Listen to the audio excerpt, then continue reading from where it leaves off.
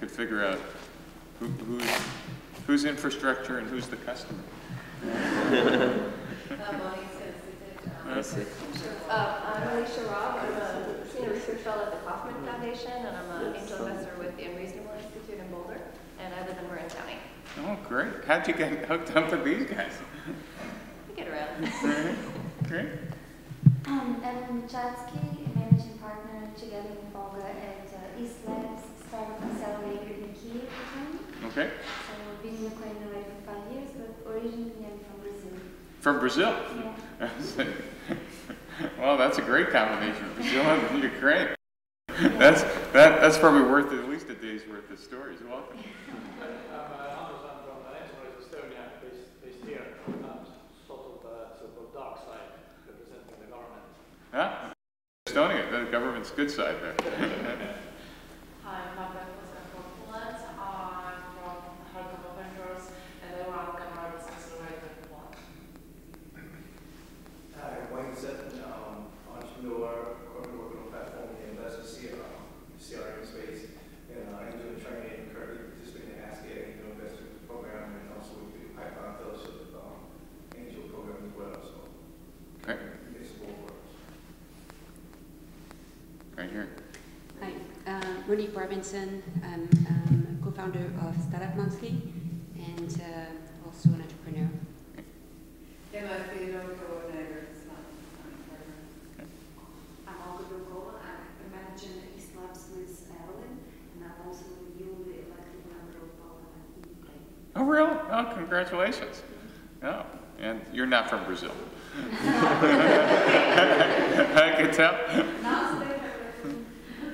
Jesse Martinez, tech entrepreneur, Latino Startup Alliance, and Spark America. Vadim Slavin from Startup Monthly. I think everybody knows me. Yeah. Alina Elek, I'm originally from Russia. I've been living in Silicon Valley the last 12 years. CPA by profession, but recently got into this whole startup world and invested in goodwill and joined the team. So here I am. Dan Mark, enterprise software startup guy, also in the Past Angel training program. Lily Sherman, small angel investor, do consulting for B2B enterprise software folks. Very small and yeah. We know you. I'm Dmitry Ufayev. I'm venture capital management partner of venture capital firm from Russia. We are based on the largest private university in Russia. Great. Great. And does any of you know who I am or why you're here?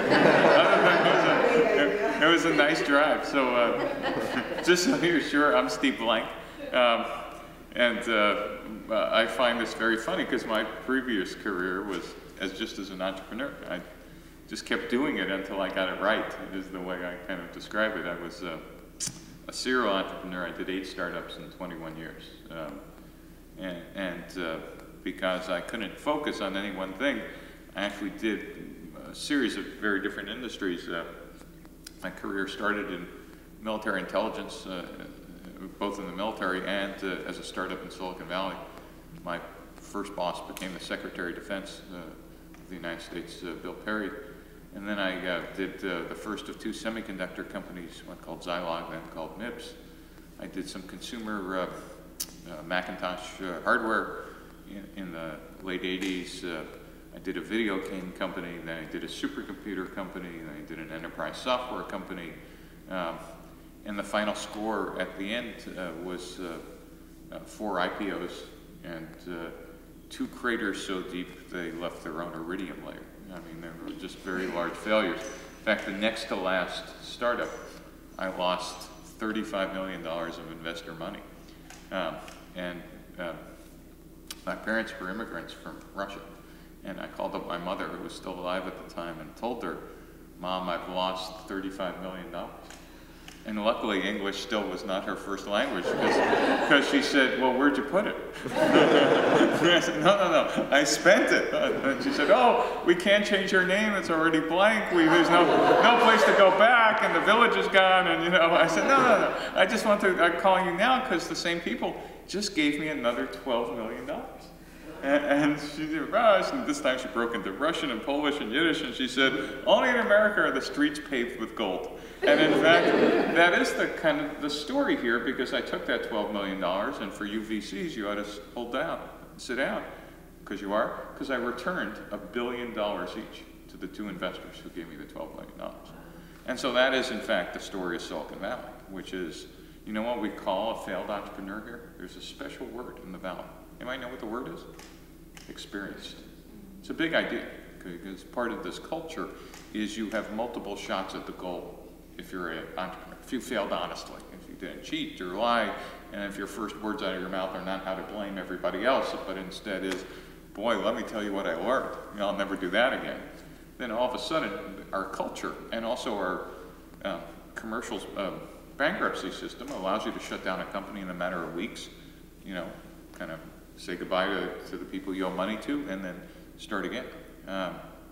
Now, of course, if you do that enough times, you don't get enough shots at the goal, but you would at least get, you know, one or two more. And I was lucky to have done that. And I was also very lucky. It happened to be in the internet bubble, and I decided to retire and watch my kids grow up.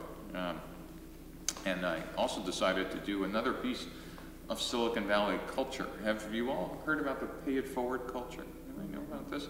Well, you're seeing part of it. So pay it forward was just, you kind of owe a social debt to the people who helped you when you were young. It's now your turn to give back, and there's no requirement to do that. It's just, it's what you saw people who were in positions of power when you were young. In fact, the most famous photograph is a very young Steve Jobs, before he did Apple, with hair down to his shoulders, sitting with the head of Intel, who he found in the phone book. And head of Intel kind of thought this kid was crazy but interesting, and became his mentor for 15 years without particularly asking for anything. And the Valley is full of those stories. So I decided to give back by teaching. And so I had no idea what I was going to teach, but you know, most retired executives tell war stories. You know, let me tell you how it was when I was, you know, an entrepreneur or whatever.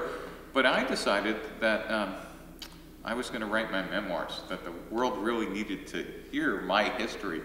And so I remember typing my memoirs, and I still have them, because I got to page 78 and realized something I had never realized in 21 years of being an entrepreneur. And the thing I realized was there seemed to be a pattern of success and failure, not only about my startups, but about, this time I had been sitting on boards of public companies, of private companies, advisory boards. I was realizing the same success and failure pattern for me seemed to be occurring for every other startup I knew. And that was, you know, there really was a repeatable pattern for reducing failure that no one seemed to be articulating. So I went down and talked to my friends on Sand Hill Road, and the best of them, you know, Don Valentine, Bill Davidow, and Brooke Byers at Kleiner, all kind of said, well, of course there is, Steve. And I went, of course there is. How come you guys don't write it down or teach it? And they went, well, that's not our business. Our business is picking winners and coaching them, not, you know, educating them. And I just thought that was a big mistake. And here's what I learned, and here's what I've been teaching for the last decade. The mistake we've been making as investors and as entrepreneurs is that we've treated startups like smaller versions of large companies. It's a big idea. We have said that everything a large company does, a startup should do. And we've taken that position as investors, and we've taught that to our entrepreneurs. What do I mean by that? Well, large companies write business plans for their next version of the product. We make startups write business plans. Never once kind of understanding, though we knew it, that no business plan survives first contact with customers, right? I mean, we write the plan, but we kind of as investors know, yeah, but you know, after 18 months, there's no similarity between what they wrote and what they're doing, but we made them write that anyway, and in fact, even more so, we always used to make them write Appendix A. Anybody remember what Appendix A? What's the appendix in a? It's income statement, balance sheet, and cash flow. In fact, it's the 5-year plan. Now, no one else, particularly in the United States, ever noticed that who are the only other people other than venture capitalists to require 5-year plans? Is that, you know, the Soviet Union was the only other place with 5-year plans, and we know how well that turned out. And the same thing was, and I don't mean this as a joke, is we were requiring entrepreneurs to forecast 5 years into the future, and we were happy if it said $100 million in year 5, and you know, we invested, or we at least paid attention, never quite understanding that that was also, except for small corner cases, also a joke. The other thing we made startups do is we said large companies, they're organized in sales, marketing, biz dev, engineering. We want you to organize that way from day one. Where's your head of sales? Where's your head of market? That is, we said, that functional organization, that's what you need. Without ever understanding, here's the clear distinction. Large companies execute known business models. That's why they're large companies. They have found something repeatable. They have figured out by the time they get big, we do more of this, or hire more of these people, or hire more salespeople, here's their quota. It's repeatable. But not understanding that what startups are doing and what investors are looking for is startups are searching for repeatable and scalable business model. This distinction between search and execution is not just a set of words. We kind of, if we watch startups, and we have for the last 50 years, we know the CEOs are different, right? We know the teams are different. We know what they do on a day-to-day basis is different, but we never had a theoretical framework to kind of explain and to help startups to kind of figure out what to do. Because once I have that insight, the next question is, so what? So what is it that you tell startups to do that's different from large companies? And herein comes my contribution. Because the first thing I decided to teach and write about was something called the customer development process. That it seemed that the biggest part of the startup failure rate was the founder's vision and passion, and their investors' encouragement said, great, it's a great idea, wonderful, now go hire and build it. I'll give you some money. Well, that seems kind of natural. What else could go wrong? Well, what else could go wrong is, on day one, a startup vision and passion driven by the founder is actually a faith-based enterprise. It's a religious activity. On day one, there are no facts involved. You're betting on the founder's maybe experience, his vision of the market, but what you quickly want to do is turn that faith into facts. Because the problem and the mistake that always happened is you took the founder's passion, who said, I know what problem to solve, and they immediately went into product development and built the product. Right, so that was, I mean, we did this, you know, repeat for 40 or 50 years. In fact, there are still investors in other places of the world who think that's the model.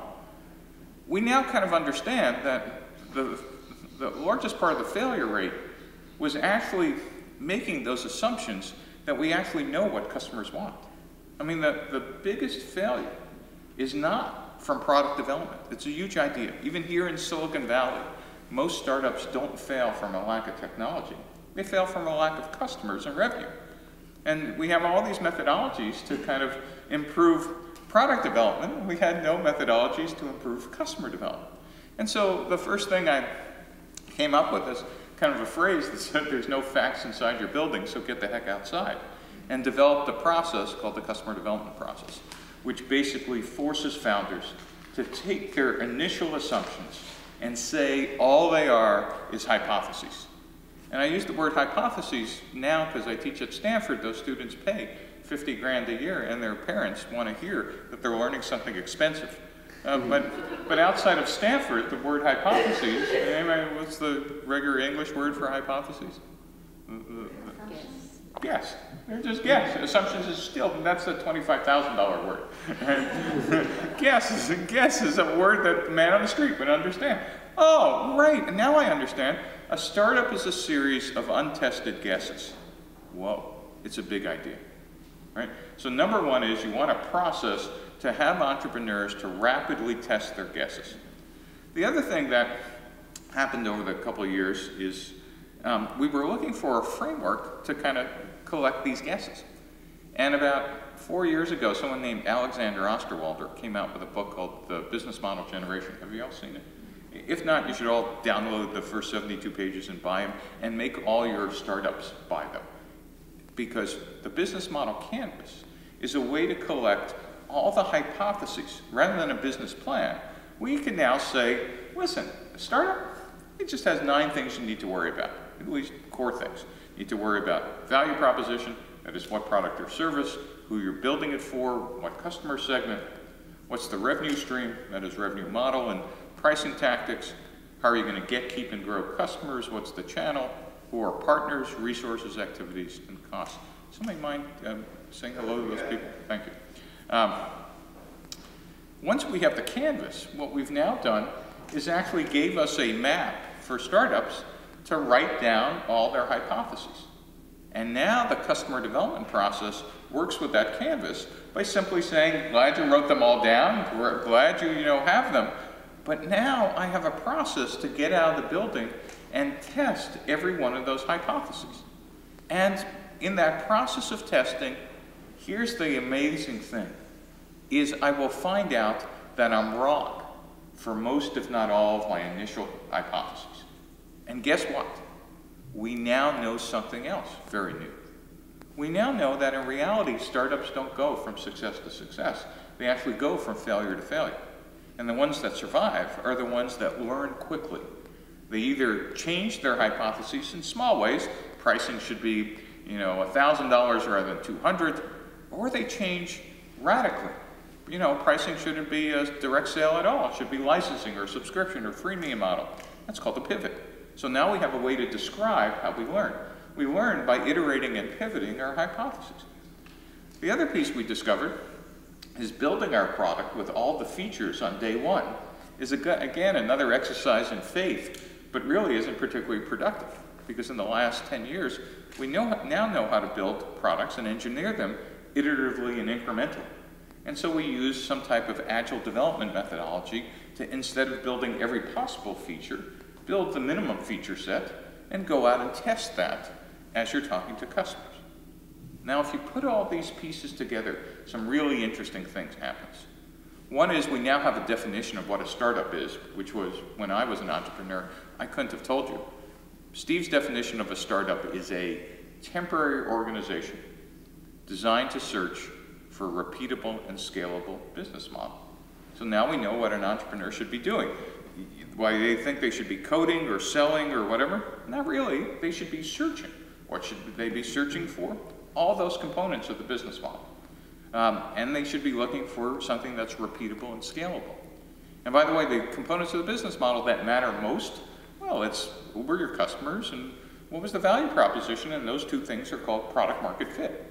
And so when you're searching through all those 9 boxes, the things you pay attention to first is, am I building something that anybody else wants? And then I could go down and at what price and what channel and how do I acquire and activate them, etc. The other thing we now know is that the 3 things I just described, business model design, customer development, and agile engineering, is now the entrepreneurial API, or a common language worldwide.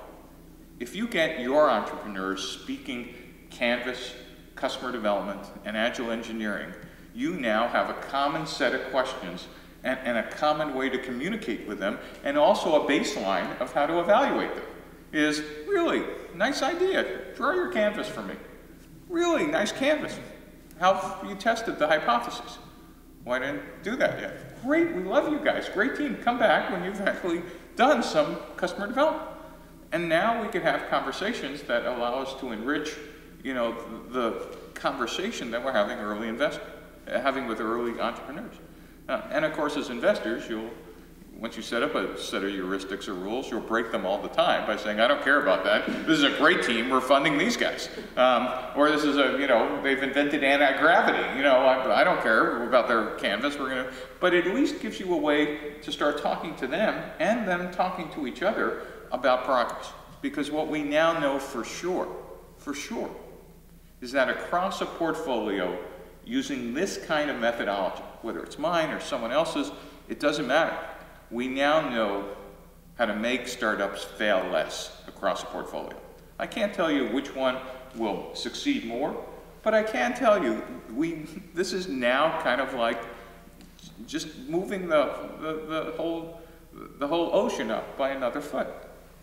This will reduce risk across a portfolio, not because we're making them smarter, but we're reducing what's an NP-complete problem, that is a computationally unsolvable problem, to something that's bounded by giving them a framework, right? We're just giving them a way to avoid the 100 stupid things that entrepreneurs do on day one, not because they're dumb, but because there was no roadmap before. So that's my 2 cents. The other observation I would make is this stack I talked about, business model design is Osterwalder, customer development mine, agile engineering, 1 million people, XP, Scrum, etc. One of my best students, someone named Eric Rees, put all that stuff together when he was sitting actually there. I sat on his board, I funded his company. Eric was the first guy to ever do customer development and agile engineering together. And there's a book called The Lean Startup, and Eric kind of gave it a phrase called the Lean Movement. And it's catching on worldwide.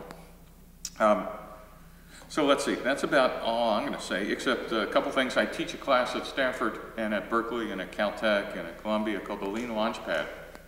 It takes all this stuff together and teaches engineers mostly, so though some of the classes are taught in business schools, on how to use these principles to start a company.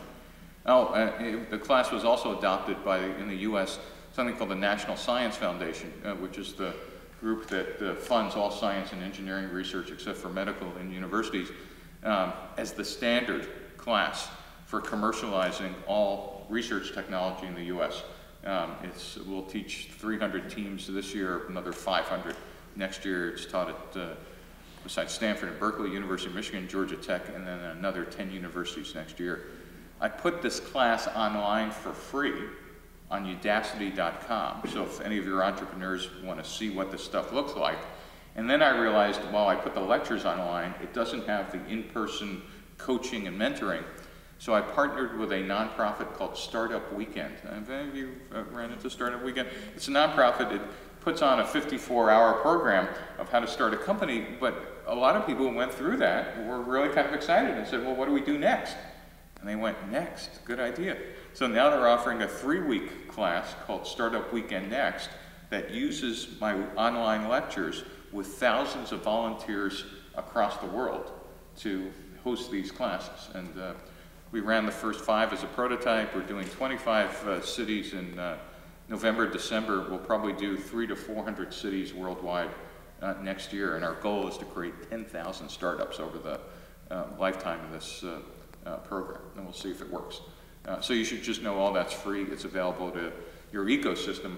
For those of you investors, I would suggest if there aren't free resources in your city or region, get people into that program, both Startup Weekend and Startup Weekend Next. Think of it as a uranium enrichment facility. I mean, it's taking low-grade feedstock in and hopefully making weapons-grade material. Though that's probably a bad analogy, particularly if we have some unsecured nukes somewhere. So that's what I've been doing, but I'm happy to answer any question. I probably missed some. So I think Monet's got some questions. Right. I've got some questions. I'm going to get started, but really want to give the attendees a chance to ask their questions. Let me just kind of get rolling with one thing. You know, recently I was reading a blog post from Paul Graham. He was reflecting on, you know, all of the startups that he's funded, and realizing that the most successful have been completely unpredictable, and there were some of the ones that most folks thought wouldn't go anywhere. And an example, a case in point, is Airbnb. What's your take on that? Yeah, I have a equal list of laughing at some of the stupidest ideas I've ever heard, which turned into Apple and Tandem and about 5 or 6 other startups in my career. I'll answer that with a very funny story. So when I used to teach how to write a business plan class, and in fact it was in the middle of that when I realized this is stupid. Our students aren't getting smarter. In fact, it's kind of worse. And when I started hating business plan competitions because they actually don't do anything for the students. But the way we used to select teams was who had the best idea, and we'd admit them into the class based on the best idea. And so when I started my Lean Launchpad class, we'd select students and teams for exactly that, who had the best idea. And then the second time I'm teaching this, I go, wait a minute. We know the best idea doesn't end up as the best idea, and the worst idea sometimes ends up the best idea. So why are we doing this selection? What is it we know? And it's very funny because I teach all my classes with experienced Silicon Valley VCs, from Moore David Allen, from Floodgate, and from True Ventures, and from a bunch of other firms. And we started laughing because, you know, VCs in the Valley, while the idea is part of it, you're always looking at the team. And so now when I interview for our class, because it's admission by interview by team, we look at the team first. It's number one, is I don't care what idea you have.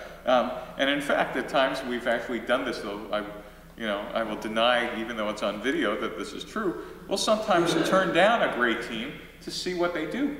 And almost every time, they'll literally stop us in the parking lot and like pin us to the car before, you gotta let us into the class. And we giggle because we know this is what great teams do, and bad teams go, oh yeah, I could take the accounting class as well. And wonderful teams like go, no, this is the most important thing for my career. And so, yes, we look for, background, experience, but, I tend to select now, and I'm not an investor. I don't know, you guys who do this professionally, I'm just in awe. I might write a check every once in a while, but it's out of stupidity or sympathy rather than strategy. But I tend to notice, much like VCs have known for 40 or 50 years, that an A+ team with a B idea will always kick the butt of, an A+ idea and a bunch of losers. It happens all the time. I was a great example of that. I thought I was a pretty aggressive and rapacious, in hindsight, entrepreneur. I don't think I ever had an A+ idea, but boy, I could certainly steal someone else's A+ idea. I mean, you want to see the world's best story of that? Go watch the movie Social Network and watch Zuckerberg. It wasn't that those twins who had the idea were dumber. They were just thought that God was supposed to give them, and it was all about ideas. In entrepreneurship, maybe in life sciences it's all about the ideas, but certainly for startups that have customer and market risk, it's all about the entrepreneur's aggressiveness and the combination of the opportunity and timing and, are they surfing in a tidal wave or are they surfing in a flat wave? Does that answer your question? But I'm not as good as Paul and certainly not as good as the rest of you in picking ideas. I tend to now just pick aggressive, curious teams who are not afraid to change. And when you watch them in this class, here's what's interesting about this process in the class that if you're investors, you should think about. Because I remember when I first put together a class, I invited a bunch of venture capitalists in to teach with me. The students would present on day one, and instead of presenting a business plan, they were presenting a business model canvas. And the VCs looked at me and said, Steve, it's just another way to kind of describe your business plan. What's the big deal? I said, wait, because every week, students had to get out of the classroom and talk to 10 to 15 customers a week. And then come back in the next week, present again in front of their peers, and update their canvas. And so they come in the second week, and the VCs are kind of looking, going, well, that's different. That business has changed since that. Really? And I'm just sitting there smiling, but they're not quite saying. Now the third week happens. They've now talked to another 20 or 30 customers. Right now, they come back in the third week, and usually it doesn't take any VC more than the third week. Because what happens is they're now presenting, and at about team 4, the fourth presentation of the day, almost like clockwork, the VCs will turn their head, look at me, and say, we've been doing this wrong for the last couple of decades, haven't we? And I go, your choice. Because what you now see is the teams you would have thrown out of your office or never had back because great team, stupid idea. You gave them a process, and in 3 weeks, they've now iterated into something that actually is worth now a conversation. But we never had a process before to see, in fact, their progress over time. Because now what I suggest to entrepreneurs is never show up with an idea unless you think somebody's going to write you a check on the idea. What you want to show up with is, here was my original stupid idea, and let me tell you what I've learned in the last N months. You know, here's what I've done, here's who I've talked to, here's how my canvas has evolved. Make it short, but at least let investors know that every good idea they were going to tell you about how come you haven't done X or Y, not only have you done all that stuff, boy, here's what customers have told you. You still might have a terrible idea or something not funded, but now the conversation is really interesting of, you learned what? Who'd you talk to? You know, what do they say? How many people do you have? Now all of a sudden, I think we could raise the bar for what investors start looking at, because now the conversations get kind of interesting. Gee, is this monetizable? Can it scale, etc.? Rather than can you build it or would anybody care? Does that make sense? That's a long answer to a question you didn't even ask. All right. Next question. So it sounds like we've got a question here. Yeah, so here is my stupid idea. You know, I'm very much fond of your theory. I think you accomplished what others couldn't do. You took the art of entrepreneurship and transformed it into the science. So now into a practice, yeah. Quoting Steve Blank, and you say, okay, I'm doing my startup using Steve Blank's 4 steps to customer development and all of that. But here's what I learned in my country. Too often, too late, people come to your book because they were not trained as engineers, you know, rising at the universities. And I'm okay with the MBA students reading your books, but I'm not okay with engineers not knowing the science of entrepreneurship. And my stupid idea is that your course should be taught in engineering classes. Yes, it is. Here in the States. It's taught at Stanford. It is the entrepreneurship class at Stanford Engineering School. Yes. Oh, in fact, you should know, even when I teach it in business schools, it's the only class in a good number of these schools that I have forced them to, at least half the teams have to be engineers. And minimum, because MBAs have ideas, but they don't really have any useful ideas. For me, the most interesting startups are the ones driven by technology ideas, because that's what Silicon Valley is about. So that's how I teach it at Stanford. That's how I teach it for the National Science Foundation. That's how I teach it at Caltech in Southern California. I only teach in business schools at Columbia and Berkeley. So yes, this is, I believe the best ideas come from technologists. Because then they're defensible, right? Business school ideas are, you know, speed and execution, but technology ideas are kind of interesting. But do you have any plans to go back to your motherland, Russia? Actually, I was in Russia. I was in Russia a year and a half ago. It was for the first time ever. It was a very interesting experience. I found out that the name Blank is a Ukrainian name. I thought it was changed at Ellis Island when my parents came in, and actually discovered that it was Eastern Poland and then became the Western Ukraine, and then I had some relatives I didn't want to know about, actually. But the answer is yes, and in fact, somebody is now translating my book into Russian, and it should be done, and I think some other people have volunteered to translate the Lena Launchpad lectures on Udacity into Russian as well. And if anybody's interested, I'm happy to put you with my business partner, Bob Dorff, who's... Bob Dorff is very active. He goes to Skolkovo. He has the program Startup Academy with Skolkovo. Yeah, so Bob is my co-author in the book, lives in New York, Connecticut, and spends a lot of time in Russia. Though you could... In fact, he was just in Kiev. Right? Do they have more than 100 million people? Yes, Russia, Ukraine, you know, old Soviet Union. Do they have cultural, regulatory, or language barriers? Yes, Russia, Soviet Union, EU, Brazil, China, etc. So one could say, gee, you know, I don't need them to go global at first, I need them to win here. That is a business strategy decision. You know, if I'm sitting in Estonia and thinking I'm going to take the Estonian and Baltic market, that's obviously not a large enough business. I need to go global from day one.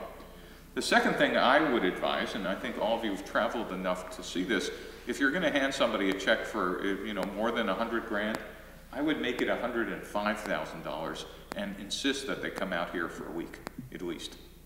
They need to understand, if they haven't been here, living here, whatever, yes, you could do web and mobile via the, but until you kind of go, oh, I get it, these people are insane.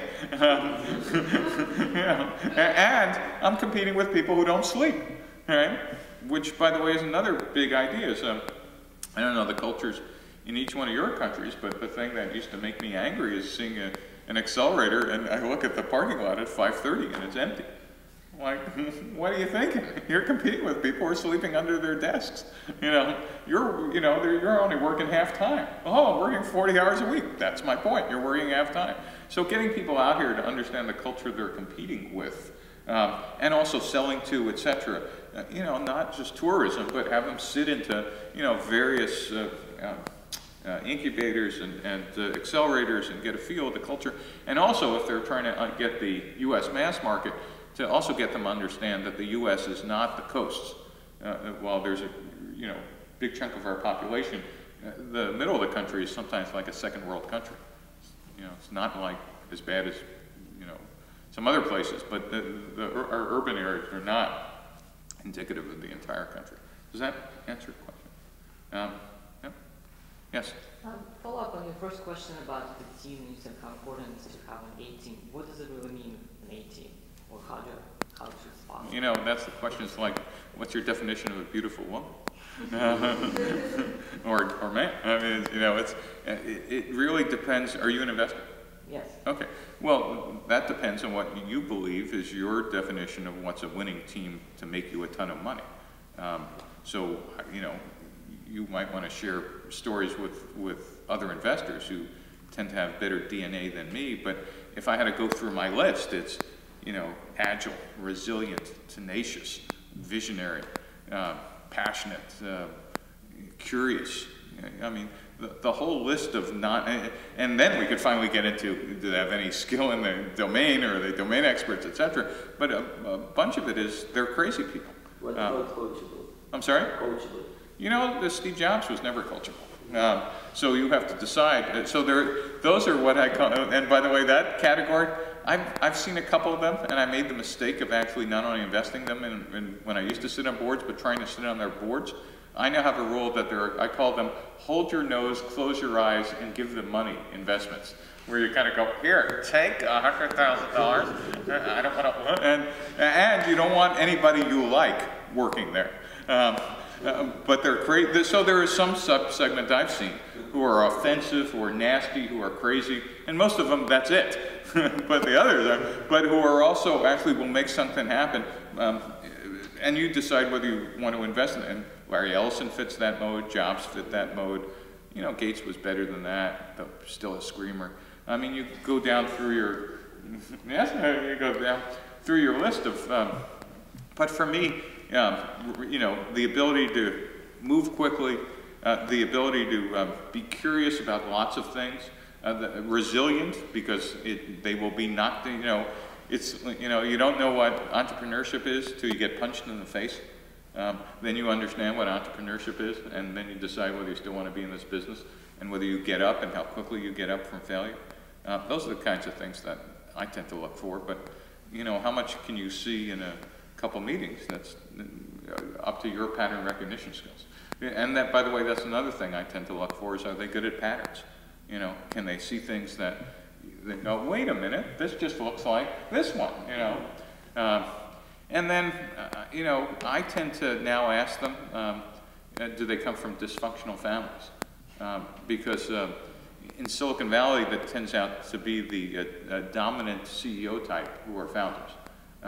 People who come from dysfunctional families, whether they were physically or emotionally abusive, who are the survivors, tend to have survived because they know how to shut down everything but what's important. So they know how to operate in immense chaos and focus on what's important. And therefore they're not rattled about the things that, if you grew up in a normal household, and someone else is going, really, no one got shot today? Great, okay, we're doing cool. I remember figuring out this pattern and telling it to one of my mentors, who was a VC, a woman named Catherine Gould. And she listened to me. I said, Catherine, look what I figured out. It's this, and I used to ask my students and get a really interesting answer. She looked at me for a minute. She said, Steve, why do you think I funded you? And then I started laughing. She said, look at my portfolio. I picked these people on purpose. And the other thing she added is, unconsciously, you guys also have a lot to prove, and you'll do anything to prove it. And I never even thought about it. And I realized she was right. It's not a requirement, but I'm going to suggest that people who've been through enormous stress or travails to get where they are and have done well putting it together. The only bad news is for investors is when things become repeatable and executable, they throw hand grenades into their own company. That is, they want the chaos to continue. And it explains a lot of the behavior of, no, we're supposed to be celebrating. Why are they creating more chaos? Because it's the only mood they're comfortable in. And that transition is usually most difficult with those types of entrepreneurs. Steve, that was a fabulous blog post that you wrote, and I've shared it for many years on this particular subject. Isn't that interesting? And I was in Europe at the time, so not in the Valley. And I guess my question about that article and what you just said is, what do you do then about educating entrepreneurs? It really, and I totally believe what you say because I could see it in myself to start with and I could see it in other entrepreneurs. How do you then grow that if there has to be this sort of seed? So you raise a much bigger issue, and I'll put it in context. Okay. So here is the other discovery besides the type, is that, again, how many of you are investors? There's a secret memo you guys write to each other that you never tell entrepreneurs, and it goes like this. And the secret memo from investors to entrepreneurs is, when you succeed, the odds are we're going to fire you, but take our money anyway. And here's how it works. Startups, I've talked about, are searching for a business model. Large companies execute business models. But you just don't go from startup to execute. There's a phase in the middle, and it's the secret memo phase. It's called how we build. And what happens is the entrepreneur is running around crazy, and if you're a typical Silicon Valley investor, you sit on 8 to 12 boards, and you might meet with your company every 6 weeks, and you're looking up their name in their parking lot, because you don't even remember the company. It's just another one, crazy entrepreneur, and they kind of remember you because you're the only VC they're meeting. And it goes like this for a while until one day they come in really excited. I have found a repeatable and scalable model. Look at our numbers. And they thinking the next thing you're going to do is pin a medal right on their chest, right there. I mean, they were thinking that you brought that medal. But instead of, if you're the investor and there's another investor, you look at each other with what I call the secret VC look. Because then you start staring at the entrepreneur. And you start looking at her. It's making her look very uncomfortable. What are you deciding right then? What are you deciding as an investor? Yeah, why? Because now all of a sudden, you're looking, you don't see like another entrepreneur, you see a big dollar sign. It's a liquidity event, potentially, and now all they could do is screw it up because it's an execution problem. You didn't hire them for execution. Now you're thinking about who's on my operating exec list that I could go bring in so this founder doesn't screw up my deal. And by the way, not every VC thinks like that, but when I've gone around the valley, 70% of entrepreneurs get blown out exactly then. Why? Because we never bothered to tell entrepreneurs on day one the entire process. And when I asked my VC friends, why don't you do that? They looked at me again like I was stupid. Are you saying we should tell entrepreneurs we're going to fire them when they succeed? We'd be the only people not doing deals in Silicon Valley. So this becomes a much larger problem of educating entrepreneurs about the fact that we've hired them actually to do one thing, which we never had the language before, but as investors you kind of knew it. We're hiring them to be the crazy people to search for the business model. Fly 24/7, gee, get on the plane, go over here, gee, how come you're not on the States, go back to Russia, go over here. Great, call me when you made me money. Right? It's essentially, oh, you made me money, great, you're fired. That's the model. We just don't say that, and nor do we say, and let us tell you the skills over time that if you decide you want to be an execution exec, that you need to get. We never tell them that there's a different set of skills.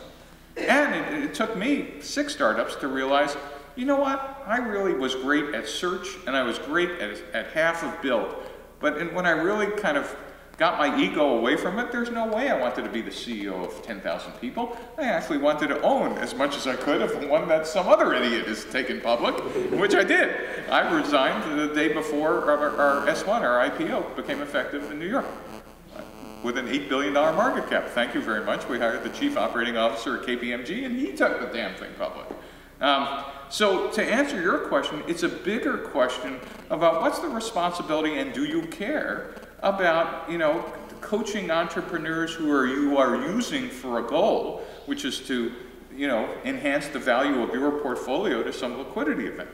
And right now, venture capitalists historically been mercenary and said it's not our responsibility at all. But that's why you hear entrepreneurs telling these horror stories of the VC stole my company and gave it to a stupid suit. It's why, you know, Apple hired Scully and fired Jobs. It's not understanding that, in fact, when you get rid completely of the entrepreneur, you've just fired the entrepreneurial DNA, and you better pray you're going to have a soon liquidity event, because at least in the technology business, that cycle of innovation needs to repeat itself often. You just fired those creative people.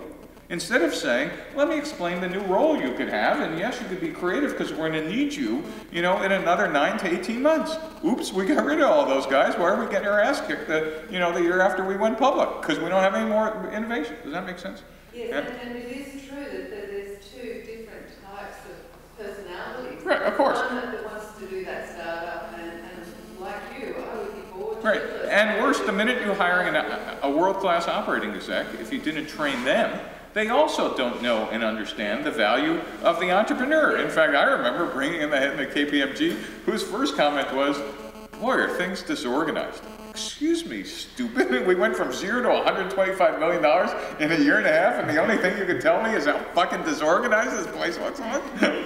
What do you think? And in hindsight, after 15 years, of course it was. He was absolutely right. And from his point of view, what a mess. You know what? And from my point of view, we hired this guy to tell me that the furniture wasn't like in the right. But in fact, he brought process and procedures and scale in a way I never could, and had that experience. And so we really don't teach that end-to-end model, because as investors, you know, what the hell do you care? I mean, on one level, the Valley's been like that. My business model as an investor, putting your hat on, is for liquidity for my investors. You know, if I got it this way, who cares about long-term company building? I'm not being incented to build long-term companies. I'm not being incented to take liquidity out of these things. Does that make sense? Yeah. But it would serve everyone if I don't know. You guys should have that discussion.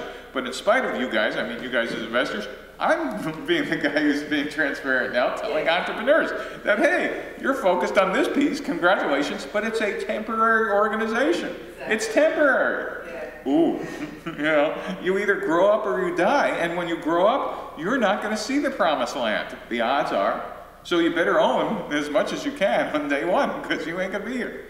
Does this help? Yeah. Thank you very much. Yeah. And by the way, there's nothing wrong with this, as long as all the participants, and I think that's the problem is, you know, it's an asymmetric information game. I mean, historically, VCs have said, well, that's why we sit on the board, because the entrepreneurs have more information than we do, and it's asymmetric. I'll call bullshit from the other side. No, I think it's asymmetric the other side. You're going to kill me, and you haven't told me that. I think that's even more asymmetry. Does that make sense? Nothing wrong with it. It's just a process that I think, once you understand the end-to-end process, you ought to figure out, are there entrepreneurs in your portfolio that, if given the proper education, could actually end up managing the company to greater scale than bringing a founder? Look at who runs or ran the world's largest technology companies. Bill Gates. What did he do? He hired and fired 4, maybe 5 presidents.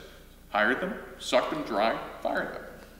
Hired them, sucked them dry, fired them. Larry Ellison at Oracle. Company scaled, almost lost control of his entire company, had to bring in Ray Lane, who's now a general partner at Kleiner. Had Ray there for 7 years, sucked him dry, fired him. Okay? Steve Jobs, you know, classic. Built the company, hired a world-class scale guy, turned around and fired him. And now if you listen to John Scully, it was the worst mistake Scully made in his life. And luckily for Apple, you know, Jobs came back and resurrected the company. You know, Reed Hastings, you know, go through the whole list of who's running, you know, the largest technology companies. Yet, the reality is most of those founders get blown out. So the question is there a way to kind of educate them? I don't think there would have been any way to educate Steve Jobs at Apple. Too much of an ego. I don't think there would have been any way to educate me in my first 4 startups, maybe even 5. Too stupid, too pig-headed. After a while, because I'm a slow learner, I eventually, you know, like figured it out, going, oh, this is what's going on. Got it, there's a pattern here. Question? Well, I was just about to make a comment, but you succeeded in educating others with other, you know, customer development. How about that? I mean, and America is great at talking about failures and all that experience. Yes. So how about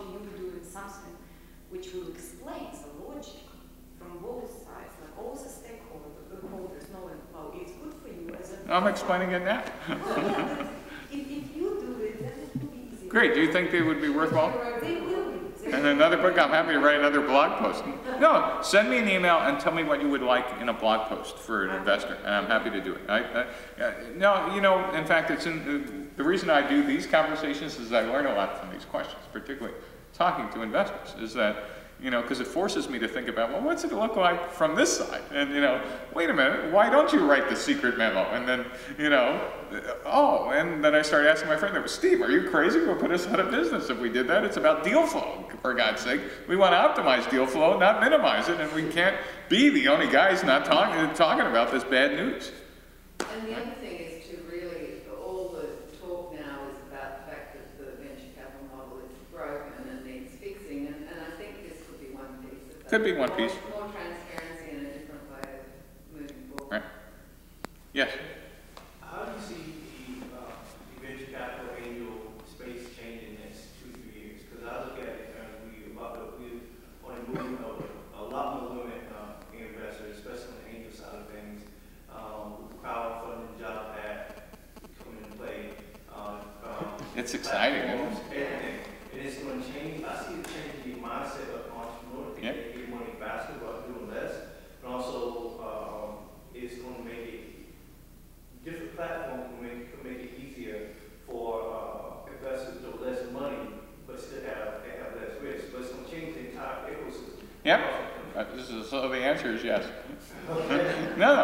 And if I knew, you know, how things were changed, so I usually get two questions. You just asked one of them. The other one is, so what are the hot areas to invest in? And no. And to answer to both, if I knew answers to either one, I'd be running a hedge fund. But not. I'm retired. So, but clearly the ecosystem is changing. I happen to be a skeptic on Kickstarter. I mean, the fact that stupid people want to give out money to other stupid people, you know, with no control at all. I mean, they think they're buying a product, and actually, you know, it's a Ponzi scheme. So as far as I'm concerned, eventually, I think the model will work when there's some more controls. But yeah, if entrepreneurs want to get some money from that, I just think we're in a phase now that the cost of starting a business is so low, is that people who do web apps kind of are confusing themselves and investors. And the first question to ask to anybody is this a hobby? Is this a small business when you're done? Or is this a scalable startup? And you know, if it's a hobby, then you can make $100,000 a year. Congratulations, Kickstarter is exactly great. You know, is this small business? You want to feed your family? Great, wonderful. That's not what I'm looking for as an investor. Or you could decide, no, that is the kind of returns I want. Or the next one is, which I call viable startup, is this something that you want to flip for somewhere between you know, $1 million and $10 million bucks? And okay, I got to decide whether I want to invest in those. Or is it a scalable startup that, you know, these are founders who have crazy look in their eyes who are going $1 billion or bust. Those are the things that I tend to look for. But you know, you ought to decide is what is it we're investing in, and what are we communicating, you know, in terms of taxonomy of what there is out there to our potential, you know, entrepreneurs. The second thing is I suggested in this whole chaos, I think you as investors, it's not that hard to say, listen, we'll talk to anybody, but conversations go a lot better when we're talking in a common language of, tell me about your canvas, tell me about, you know, how you've tested those hypotheses, and tell me what you've built actually. Well, now in fact, that's not a barrier to anybody, to any investor, just asking that. In fact, people will think you kind of get it. Because now, in fact, when you actually say, tell me what your initial canvas looked like, and tell me the steps that you've gotten to where you are. Oh, you just have one canvas, you haven't done customer development? Do I know you, or are you famous? No, well, come back when you are. Or you could set whatever other criteria you want, but now that's not even a negative, that's actually a positive. Holy cow, there's a VC who gets it in, you know, in Ukraine or wherever you are. What a great idea. Does that help? Or? There is disconnect between the search and the execution. Yes. And we are looking for both search and execution as an investor. Kind of, because you can coach people how to do customer development, they will do it, yes, but they will not be able to execute it. So kind of this is the disconnect from like people that know how to do customer development. Right, and that's part of the team building as well. Is, you know, do you have on your list of people, you know, the guys or women you bring in, when this thing gets to this scale, you know, we know a junior operating executive who's great to take from $100,000 to, you know, $5 million. And gee, if it gets past that, we know even more senior people. I mean, right, different teams have different capabilities, right? And more co-founders in these teams. Kind of possibly, or a later, you know, or a later one. It's basically what's your philosophy and what's their philosophy and how does it work best for you? Yes. You know, part of my skill was I loved the search, but I was pretty good at some of the execution. I kind of enjoyed building the transition of, okay, we're crazy, great, boom, sales department, marketing department, whatever process, but I hated to scale them. That is, at Epiphany, I was the one who sold the first 5 or 10 $5 million deals. And I was the one who found the repeatable and scalable sales process. But then we hired Karen Richardson from Netscape, who was awesome at, you know, hiring salespeople. And in fact, 4 years later, she was still using the sales process we had discovered. But boy, I could never have done what Karen had done. And by the way, Karen would probably admit she'd never do what I would do. She now sits on the board of British Telecom. And we still, thank God, we still like each other. But it was that kind of relationship where she appreciated my value, and I clearly, by my 8th startup, appreciated hers. Other questions? Well, what do you think about the kind of outsourcing resources used for the initial execution, kind of validating of the... Yeah, I've seen startups do that well, and I've seen it do it bad. It depends on, as... You know, they might execute it well, but then you as an investor, you know, you don't get this execution or like to scale. Right, so there's a hard transition. So what they've done is they've validated the prototype, but they haven't validated building the company, right? And so that's a decision you make on both resources, team. Do they have experience doing that? Do you have experience coaching? That's a great value add that you could do, coaching, managing them. But I have to tell you, I've now, and it's very funny you said this, rules for basically investors, because I now get beat up by my VC friends a lot too, because they're reading the same blog as I'm actually writing for the entrepreneur. Actually, have any of you seen my blog at all, steveblank.com? I actually started writing it for my kids because 3 years ago, the youngest one graduated high school, and they had no idea that their father actually worked for a living at one point in his life. So I started telling stories of what Dad actually did. In fact, I will tell you a funny story. My daughter, who's now a junior in college this summer, she's an economics major, but decided to, gee, Dad, I'd like to work in New York City this summer. Great, Sarah, what would you like to do? She said, well, some of my friends are talking about something called the startup. Do you know anything about startup? Like, holding the phone. I went, Sarah, what? She said, well, you teach, right? And, you know, and I realized at 20 years old, you don't pay attention. We never made a big deal. I mean, I've always told my kids in this family, you do whatever, you know, you're passionate about, and you'll find your passion. But you're not living here, but you need to find your own passion. And I said, well, Sarah, I know a little about it. Well, Dad, do you know anybody who might be interested in interviewing me? I said, well, maybe we could find a couple. So, you know, she gets a couple of interviews, and I didn't realize that nowadays kids get interviewed for summer jobs in the United States via Skype. You know, who thought? And so she didn't have to drive to New York City. And then she calls me back. She said, Dad, in 3 of those interviews, they said, are you related to Steve Blank? She said, how would they? I said, Sarah, it's time for a facts of life discussion. And so I had to describe to her, you know, the facts of life. And it was actually it was harder than the sex discussion, actually. I said, you know, you might encounter some people in New York who have heard of your father. Oh, is that good? I said, yeah, in this case it is. I don't think I fired any of those people in my career. But in any case, so I'm actually going to answer your discussion. I now got some numbers from actually 2 VCs I kind of respect, Andy Ratcliffe, who used to be at Benchmark, and John Fiber at Mordave. And they both said, after 20 years of business, what we've now figured out is that the selection on day 1 of the deal is 20x more important than the coaching you're going to give them. He said, coaching, you know what, you like to think you're a great board member, that could move the needle 2 to 5x. But boy, picking the right one on day 1, and this is back to the Airbnb thing, you know, that's a 10, 20x decision. And I just thought that was very interesting because you like to think you're adding value as a coach and mentor and whatever. And he said, it's not like you don't add any. But boy, the difference between picking the right deals and the right teams and the right whatever on day one is a lot more important. And I just thought that, and I'll throw that out as what the hell do I know, but it's kind of an interesting thing to ponder.